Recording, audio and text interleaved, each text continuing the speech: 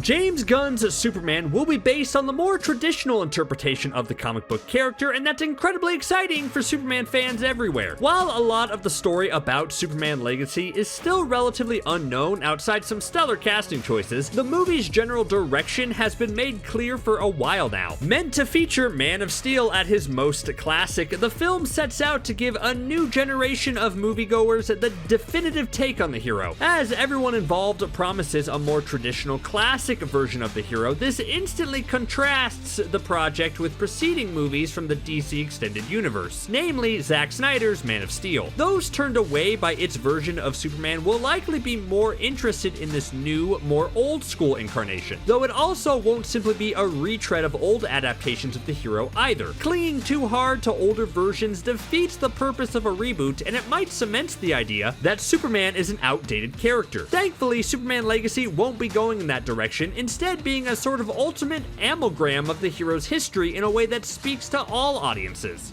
And it helps that it's drawing inspiration from the best. From the beginning of the movie's announcement, news of Superman Legacy was complemented with imagery from the iconic series All-Star Superman. The out-of-continuity comic book showcased a timeless take on the hero that was mostly based on his wild adventures during the Silver Age of comics. Written and drawn by Grant Morrison and Frank Quitely, it's regarded by many as the purest distillation of Superman and what he stands for. Of course, given how that story ends, it's highly unlikely that Superman Legacy will adapt major story beats from it. Instead, the general tone and feel of the book is probably what's going to be on display. Another book Gunn has mentioned as a big influence is Superman for All Seasons, which also was a wholesome, character-driven focus that truly captured the essence of the hero. And hey, in that story, Jonathan Kent is still alive, so maybe we can undo that tricky plot point from Man of Steel. With all that under consideration, it's clear that Gunn is on the right path to make audiences believe, once again, that a man can fly.